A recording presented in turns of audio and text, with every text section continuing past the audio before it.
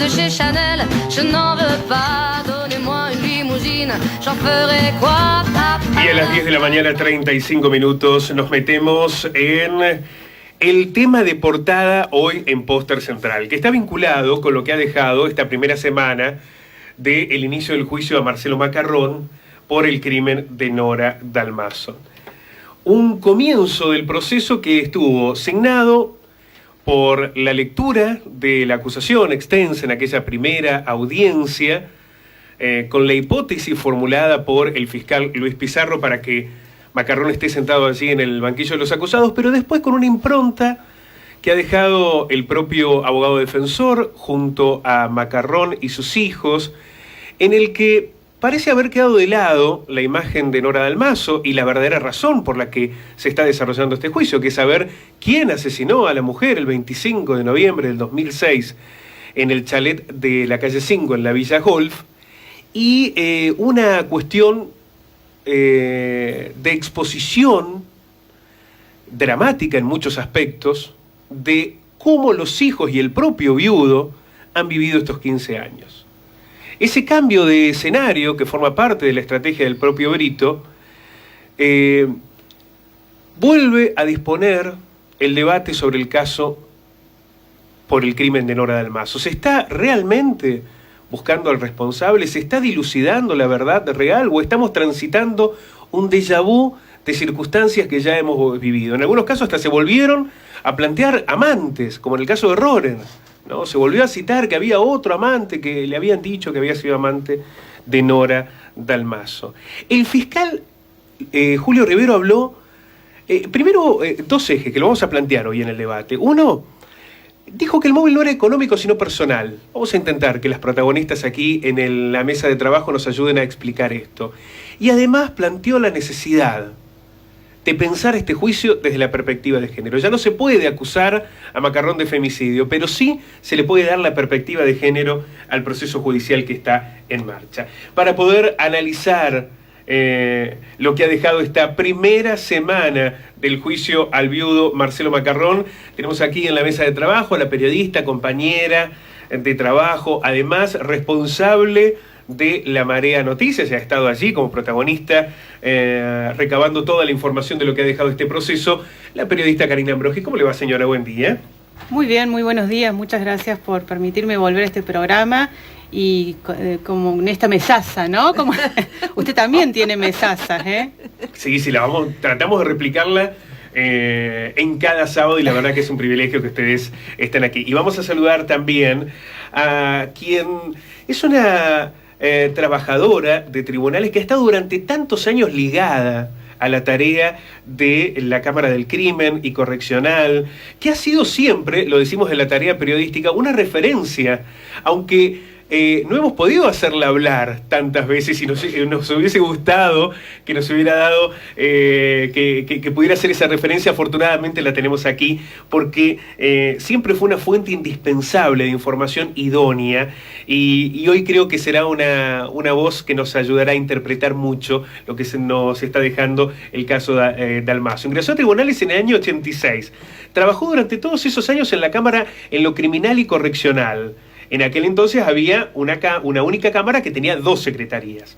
En el año 94 se creó la Cámara en lo Criminal de segunda nominación y continuó así su tarea hasta el 2018, que por razones de servicio pasó al Juzgado de Ejecución Penal hasta su jubilación en el 2021. Transitó todos los cargos y se jubiló como jefa de despacho. Es un privilegio tenerla aquí a Silvia Gentili. Silvia, ¿cómo estás? Buenos días. Hola, Pablo. Buenos días a la audiencia.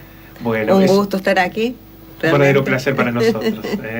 Bueno, primero quiero consultarte, Silvia, porque en tantos años de tribunales, porque nos ha pasado a nosotros también periodísticamente, el concepto de la perspectiva de género, del femicidio, de la mirada hacia la mujer, fue un espacio de construcción y de deconstrucción que me parece que a la justicia le está costando mucho, o que le ha costado más incluso que en otros ámbitos, ¿no? Sí, Pablo. Si hablamos de construcción, sí, hemos progresado, digamos, con respecto a los primeros años aquellos en donde yo entré, imagínate, 34 años. En aquella época directamente las mujeres no eran tenidas en cuenta. Yo recuerdo algunos casos en que rogaban ellas por protección, porque se habían separado de su pareja, porque recibían amenazas. A mí me consta, esas mujeres clamaban por protección y terminaron muertas. No me olvido nunca, o sea, uno de los casos que más marcados me quedó fue un caso Aluen, que se cansó de amenazar a su esposa, ex esposa, y un día salía ella de la verdulería, el barrio, cerquita de su casa, y con una escopeta la mató. Ese es uno de los que recuerdo, pero sí recuerdo a muchas mujeres haber clamado por protección en el Poder Judicial, y no. Ahora con el advenimiento de todo este movimiento feminista, de todo esto, que el mundo va cambiando, que las redes sociales aparecieron también y se hace más público todo esto, he visto un poco más de intención como de proteger a la mujer. O sea, ser un poco más rigurosos al momento de hablar de delitos sexuales, por ejemplo. Sí, se nota que en eso se ha progresado. Antes el criterio, era cuando yo entré, el criterio era, bueno, ¿qué la van a violar? No, o sea, el criterio claro, judicial, decía, ¿no? De claro. gente que va ahí. ¿Qué la van a violar? ¿Qué sé yo? También, ella habrá querido, ya. Esto era, ya no existe más, lógico. Eso ya no existe más.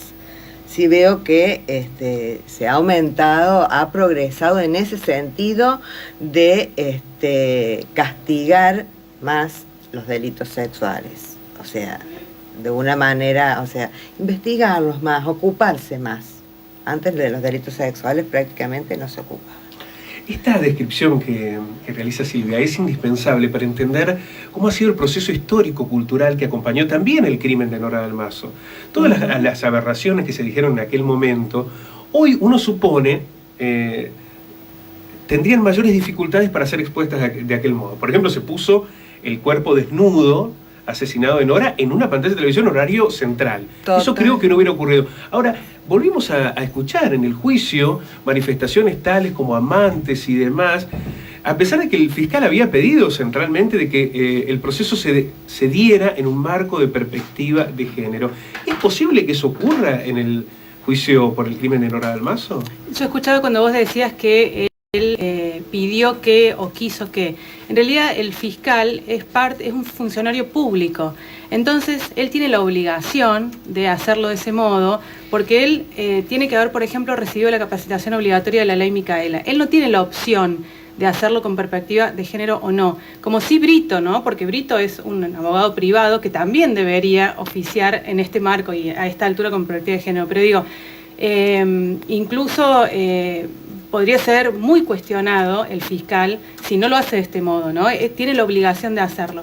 Pero me parece que hay dos contradicciones que se dieron durante el juicio, y una fue por parte del fiscal. Él pidió analizarlo con perspectiva de género, y vamos a ver, yo después si quieren hablo de cuál creo que es la hipótesis que él va a sostener y que va a pretender demostrar, pero en un momento, hablando de otra cosa, alguien dijo la empleada doméstica, y él dijo: a mí no me gusta hablar de empleada doméstica, la mujer que ayuda, dijo.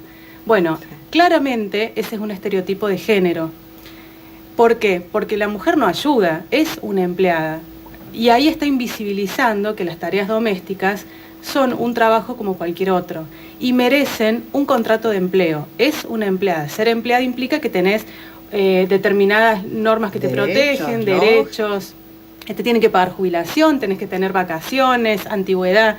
Entonces, una cosa es la voluntad que el fiscal tenga, y fíjense, durante el juicio ya surgió esto y quedó demostrado que, bueno, invisibiliza el trabajo doméstico, que es un trabajo como cualquier otro, ¿no? El jardinero. Un empleo. Justamente enmarcarlo como una empleada. Creo que ese fue uno de los botones de muestra de lo difícil que la tiene un fiscal para poder demostrar algo, que hay que ver hasta dónde él está convencido o ha podido realizar esa deconstrucción para analizar todo el proceso con perspectiva de género. Ahora, ¿es posible conducir este juicio hacia la idea de que a Nora Dalmazo la mataron por ser mujer, el concepto de instalar, más allá de que no se pueda aplicar la figura penal, pero sí que se pueda entender de que el móvil no ha sido económico sino personal, como dice Rivero, y que en ese concepto de lo personal tiene que ver el concepto de la perspectiva de género, ¿sí? No, personalmente no creo que haya sido por cuestiones personales de ellos y tampoco creo que haya sido porque ella era mujer. O sea, sí, les resultó mucho más fácil hacérselo a una mujer, porque una mujer está totalmente indefensa, un hombre quizá pueda defenderse, pero por ese lado yo veo que los problemas no eran personales entre ellos. ¿Y por qué lo creo, Pablo? Porque simplemente no hubiera hecho falta embarrar tanto esa causa, hablar tantas cosas, estigmatizar a Nora desde el momento cero. O sea, ella era la víctima, ella era la muerta y estaban estigmatizándola, como dijiste recién. Los amantes, yo no sé, pobre mujer, no le deben haber alcanzado las horas del día para atender a todos los amantes que ellos decían que tenía. Y esto es parte de la familia, Pablo. Entonces, una muerte así por cuestiones personales, de un matrimonio, por desavenencia o hasta por dinero, ¿no pensás que podría haber llegado a demorar 15 años en llevarlo a juicio? Yo en mis 34 años de servicio en la justicia jamás vi una mora semejante, jamás vi una causa en la que interviniera tanta gente, jamás vi tantas barbaridades. Mira, Pablo, yo estaba trabajando ya cuando ocurrió la masacre del Banco Popular Financiero. Era una causa más que importante, había muchas víctimas, había muchos sospechosos, más allá de que habían sido detenidos ahí algunos, pero los móviles nunca estuvieron claros. Yo me acuerdo en aquella época, la gente hacía marchas pidiendo justicia para que elevaran la causa a juicio, porque ya se estaban demorando mucho. La causa demoró 2 años en ser elevada a juicio. 2 años estoy hablando. Ahora demoró 15. Y sinceramente, lo que más me hace ruido es que el colectivo de mujeres creo que no ha aparecido a pedir justicia por Nora. Las que eran amigas, hoy son solo conocidas, ¿eh? Ninguna de ellas quiso ir a declarar en el momento que había sucedido el hecho, no querían ir a declarar a tribunales. Tenía que ir el fiscal a tomar las declaraciones a su casa. Bueno, esto no se vio nunca. Los privilegios que se dieron alrededor de esta causa... Un horror, nunca visto. No, nunca visto. Absoluto, ¿no? Nunca y visto, el trato, Pablo. además. El trato con los testigos, ¿no? O con quienes debían aportar información. Ahora, ¿se puede imaginar que ese concepto de la perspectiva de género se incluirá en la lectura o en la visión que el fiscal tenga de lo ocurrido con Nora? Yo creo que la hipótesis que él va a mantener, si él dice que el móvil es personal, es que la mata porque ella le pide el divorcio, que sería la figura de un femicidio clásico. El CONICET investigó que el 30% de los móviles de los femicidios es el pedido de divorcio por parte de la mujer. Entraría dentro de uno de los motivos más clásicos para los femicidios, como fue el caso de Neus, todos los casos más renombrados que se dan en estos countries, ¿no? ¿Va a poder hacerlo? Me parece que es muy difícil por 2 motivos. Por un lado hay que ver qué perspectiva de género realmente tiene el fiscal, ¿no? Eso va a quedar demostrado a lo largo del juicio. Claro. Pero digo, las 2 razones más difíciles es que ese móvil nunca se investigó. Y cuando hablaba con una especialista en estos temas me decía, ¿cómo podés saber la verdad de algo que no quisiste ver, no? Si vos en la investigación no investigaste determinada línea, ¿de dónde vas a sacar las pruebas ahora? A lo mejor de los testimonios. No sabemos cuáles son las cartas que tiene él para sostener. Lo segundo es que la perspectiva de género, si fuera la hipótesis por el que él va a ir o lo que va a intentar probar, tiene que demostrar que era una familia patriarcal, tal cual ya lo dijeron los hijos, el hijo y la hija. La mamá tuvo que dejar su profesión para dedicarse al cuidado de los hijos y de su hija, mientras que ella tenía una profesión más importante que él, antes de que nacieran. Digamos, todos los condimentos de una familia, un vínculo muy patriarcal. Ahora, ¿cómo va a demostrarle al jurado popular que eso puede ser el móvil? Y es difícil hasta explicar lo que quiero decir, ¿no? Porque no significa que porque una familia sostenga un vínculo de este modo puede generarse un femicidio cuando la mujer decide, ¿no? Es muy difícil, pero el 30% de los femicidios se dan por esto. Entonces me imagino que puede tener que comprobar la estructura patriarcal de ese matrimonio, que también fue una elección de Dalmaso, ¿no? No quiere decir que ella haya sido obligada a esto, como lo sucede en todas las familias o en muchas que eligen esto. Que él tenía una estructura también patriarcal, pero ¿cómo va a comprobar que eso puede llevar a un delito cuando es muy probable que la mayoría de las y los jurados sostengan esos vínculos dentro de sus familias, digamos? Es bastante difícil poder ir por ahí. Si fuera un jurado técnico, se supone que sí, porque podría haber leído las estadísticas que hay sobre femicidios o otros tipos de materiales o argumentos, pero bueno, me parece que es bastante complejo, ¿no? Y lo que ha quedado también evidenciado es que es muy endeble el contexto probatorio con el que llega Macarrón como instigador. Claro, y eso a Rivero lo expuso, naturalmente, en la acusación. Es muy endeble. Debió acomodar demasiadas fichas, porque es una lectura la que hizo Pizarro. Ahí, hagamos un paréntesis. Vamos a decir la verdad. Rivero está solo. Sí, ese es otro elemento central, ¿no? Está solo. Del otro lado están todos. Para ir acomodando las fichas de una causa de 15 años en la que hasta pruebas desaparecieron, porque, vamos a decir la verdad, desde el primer momento, los más interesados en que esto no se resolviera era la familia.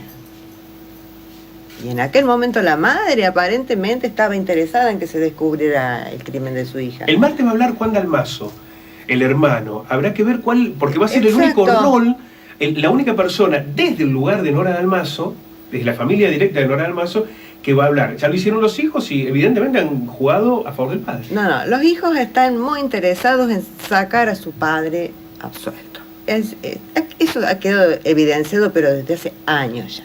Y con una contradicción, porque dijo el hijo que tenían, los dos dijeron que era un matrimonio perfecto, pero sin embargo que su mamá se iba a encontrar con un amante cesado. Entonces, claro, es contradictorio que diga una cosa y otra. Justamente eso pensaba, porque como yo estoy jubilada, tengo tiempo para ver el juicio, seguirlo por televisión, ¿no?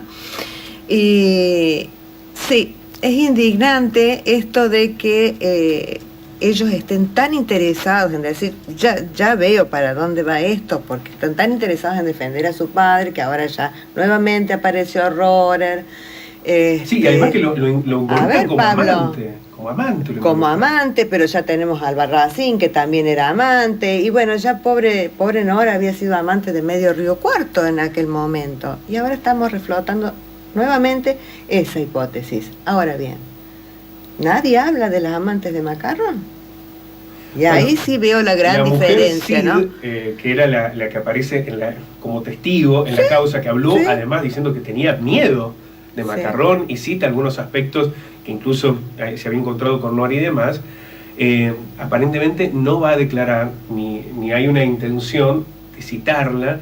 Estaría presuntamente, por lo que se dice, en un lugar ligado con la religiosidad, alejada de la vida civil, pero no aparece aquí como una centralidad, y es verdad, porque no se está hablando de Nora, de la todos víctima, los amantes los tenía Nora, ¿no? de los percances o de las dificultades que el viudo presuntamente ha vivido en estos 15 años. En realidad se habla del viudo como víctima, ¿no? Claro, pero además, Karina, esto, bueno, ya pareció una broma de mal gusto. El otro día llorando hasta que tuvieron que suspender la audiencia, dijo que él se había querido suicidar, que no lo había hecho por sus hijos. A ver, él en aquel tiempo ya tenía novia.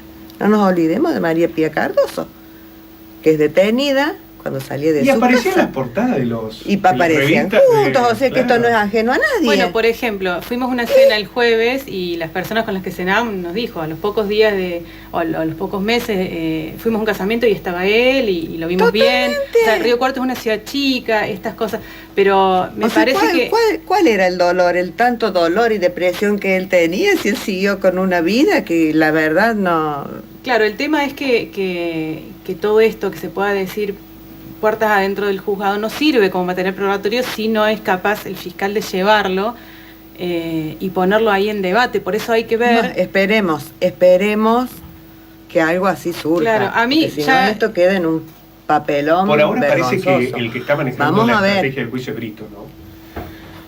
Sí, pero bueno, también puede haber sido que le haya dejado desplegar el aparato emocional en esta primera semana y después venga con lo de él, no sé. Vamos a ver. Yo vamos quería a esperar. preguntarle- Hay dos etapas que Llamaríamos son en importantes en lo que contraataque. viene del juicio, ¿no? O Sí. que pueden resultar importantes. No sé si como elemento probatorio, porque insistimos, la acusación es muy endeble en ese sentido.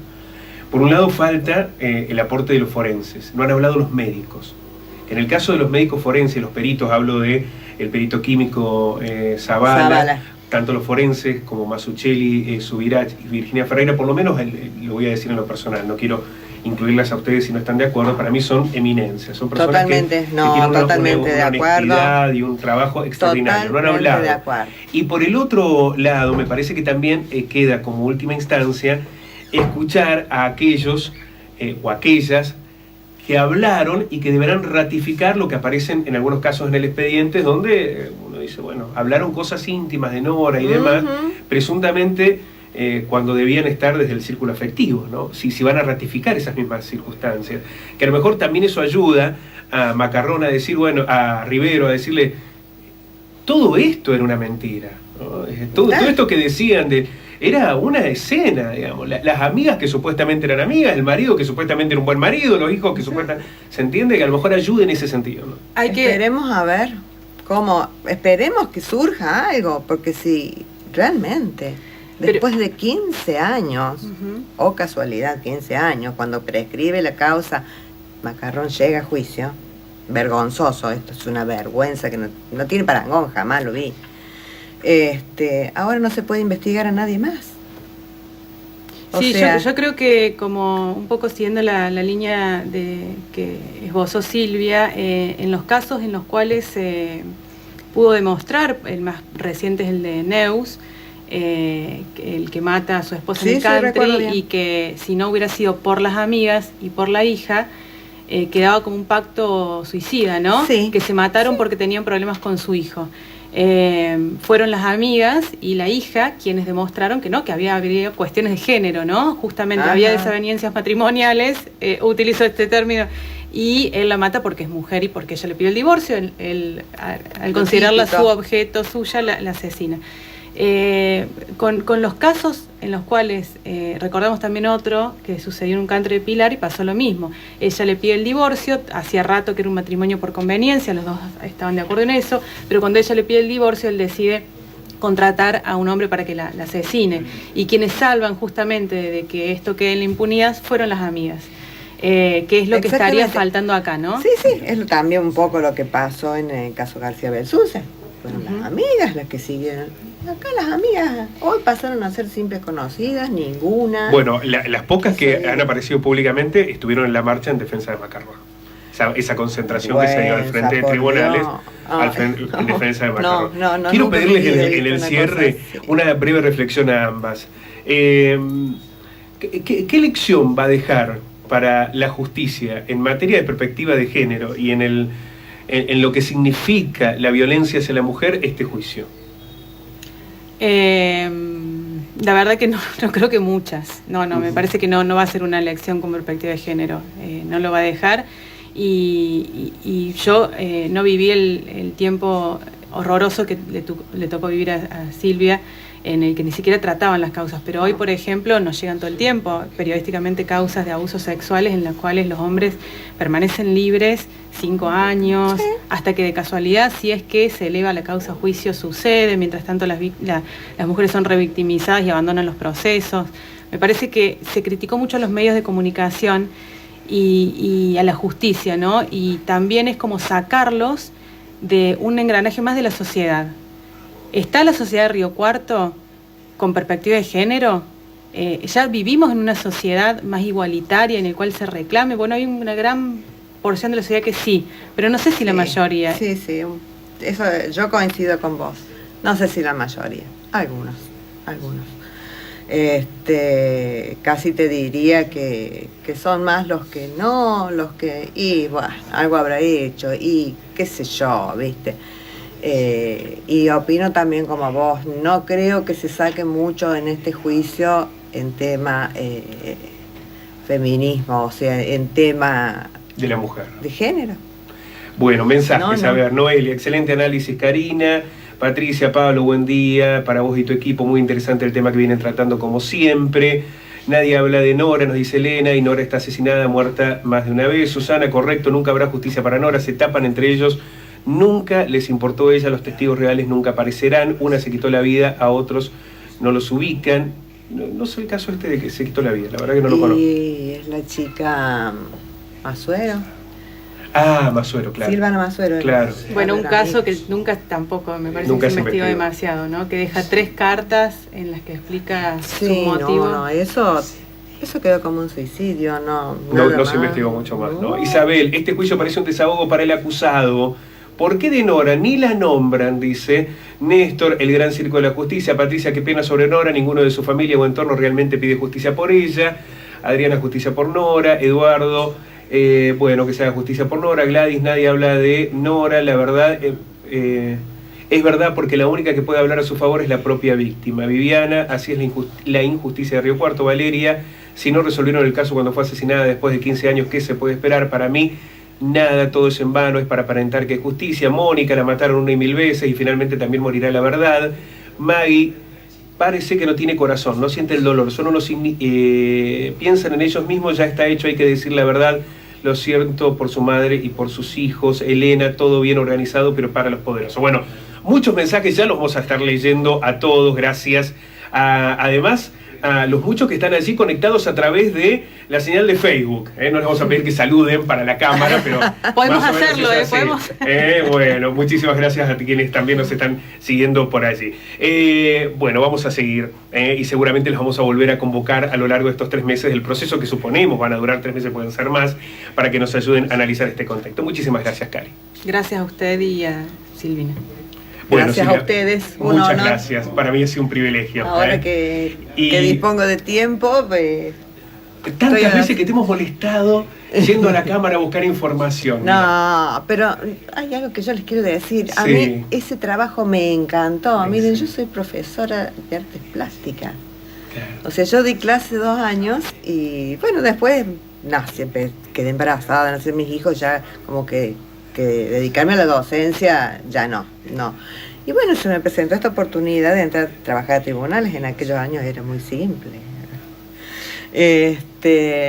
Y yo no sabía nada, yo no sabía a dónde iba a ir a trabajar, qué voy a hacer acá, bueno, no sé, yo ya veré. ¿Y se fueron más de 30 y pico? Me apasionó el trabajo, a mí me apasionó el trabajo, esto de atender a la gente, por eso ustedes me dicen molestia. No, para mí nunca fue molestia.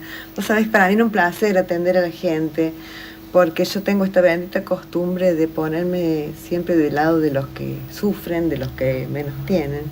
Y la gente que va ahí, no va a una agencia de turismo a contratar un viaje, va con problemas. Toda esa gente tiene problemas.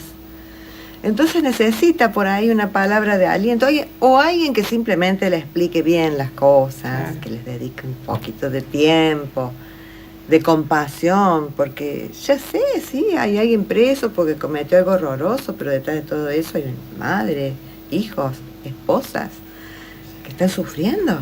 ¿Cuánto se necesita humanizar todo eso? Entonces, totalmente. Claro, y esa fue la parte que a mí siempre... No, para mí convirtió en un trabajo apasionante. No podría haber estado en mejor lugar. Bueno, vamos a seguir convocándote. Así que para que puedas ayudarnos a analizar. Silvia, un abrazo, muchas gracias. Gracias a vos, Pablo. 11 de la mañana, 4 minutos. Ya está Jericles en los estudios de la radio. En un ratito Alejandro Fara con el póster literario. Y también Vicky Zagárnaga. Carlitos, ponele un poco de música. El sol a pleno en la mañana de sábado, ¿eh? Había algunas nubes, pero ya hace un sol radiante, maravilloso en la ciudad. Hasta el mediodía hacemos Póster Central por la radio de las noticias.